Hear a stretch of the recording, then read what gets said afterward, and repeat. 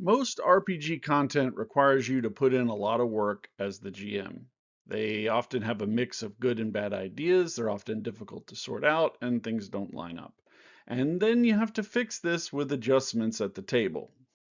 It's very rare that you get well-developed, polished ideas that work together and are easy to use. Why is that? In economic terms, RPG content suffers from an asymmetric information problem. Typically not because of fraud, although that does happen, but simply due to the nature of the product itself. It's because of how role-playing games work. Just flipping through the pages of a product doesn't give you a sense of how it will run at the table. Cookbooks work this way too. You can't tell how the dish is going to taste based on a recipe. And you may have noticed that cookbooks, like role-playing game books, look very good. That's not a coincidence, because most role-playing game design is being optimized for the reading portion of the experience. I absolutely adore the Alien RPG from Free League. The quality of the artwork, the physical product is incredible. The quality of the writing is incredible. This part of the horse is magnificent, but I don't just want to read the book. I want to play it.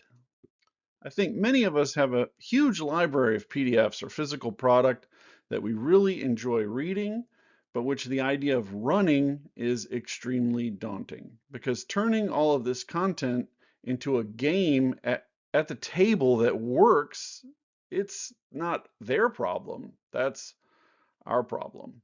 And it's kind of hard to do. So we're afraid of it. RPG content is typically presented in paragraphs, often keyed to a map. For example, this block describes the two largest ziggurats in the city, but what that means is that you would actually need to start describing them from a significant distance. In the same way, you don't first notice the Empire State Building from this location, but from something more like this location.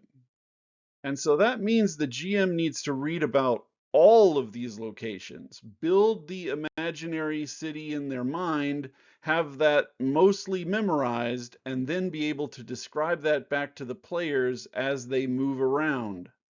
And that's hard to do. Now, we do occasionally get innovations like this layout design from Kelsey Dione, creator of Shadowdark.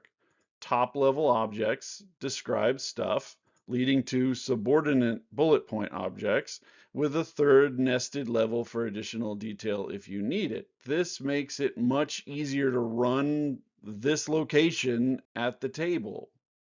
You may have noticed I picked a page with 0 illustrations and very basic layout style. We need more innovation here in the text, in the orientation of how you're supposed to understand it, not how it looks and how it feels pretty. Because art and layout have very little to do with actually running the game at the table. In some cases, it can actually be a hindrance. Now, profit margins in RPGs are very thin because the cost of sales is high relative to revenue. Even if you make $1 million, you might have to spend $900,000 to pay for art, layout, marketing, and so on, leaving you with just a 10% profit margin. From private conversations I've had with many creators in the industry, I know that a lot of projects start at breaking even and roll forward from there, hoping to pick up money in the long run from sales in the future. Because the cost of beautiful art and layout is very high, and the cost of marketing and printing is very high. As customers, we need to try to help fix this asymmetric information problem.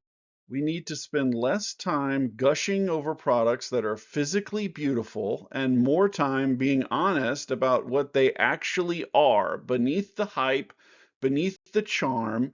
What is it like to use this product? Because if we don't, the market is just going to keep producing this stuff. I'm going to do my part with my videos, but I'm just one guy. What are you going to do to help? Let me know in the comments. Chubby Funster out.